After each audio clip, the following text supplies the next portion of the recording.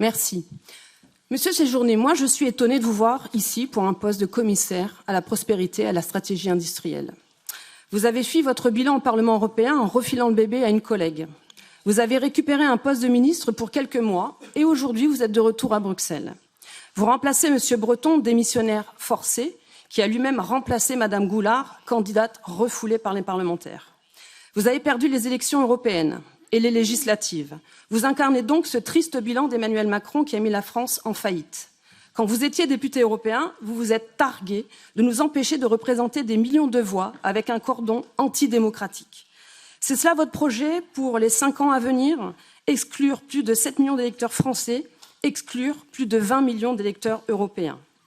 Monsieur Séjourné, vous serez en charge du pacte pour une industrie propre. Est-ce que vous soutenez la demande de ne pas appliquer les sanctions contre les constructeurs automobiles qui ne rempliraient pas les objectifs de baisse d'émissions de CO2 en 2025? Merci Madame Geron. Bon, je ne répondrai pas sur la première partie de votre interpellation, mais vous n'êtes pas à ma place, donc vous n'avez pas non plus gagné les élections en France. De ce point de vue-là, d'abord j'ai été parlementaire européen pendant 4 ans.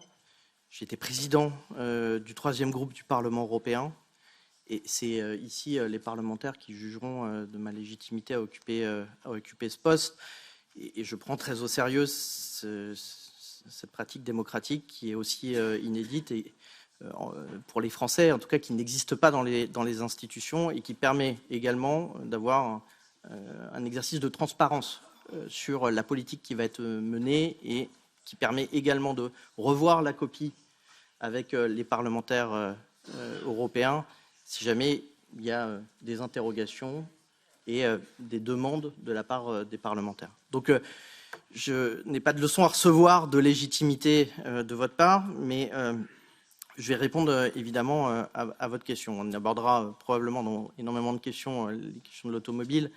Et je vous le dis, il y a de la prévisibilité aujourd'hui. Il reste encore 1 an avant de commencer la clause de revoyure qui avait été convenue avec les parlements et le Conseil lors de la législation. Il nous reste 11 ans avant 2035, qui est la date pour justement la fin de la commercialisation du moteur thermique.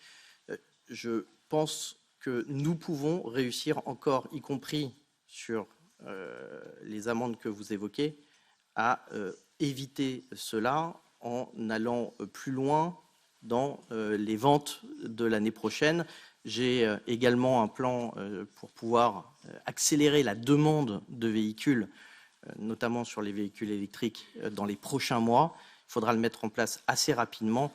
Et évidemment que cette question ne se posera pas pour les constructeurs si jamais les ventes sont au rendez-vous, et ce sera aussi notre responsabilité de pouvoir les susciter.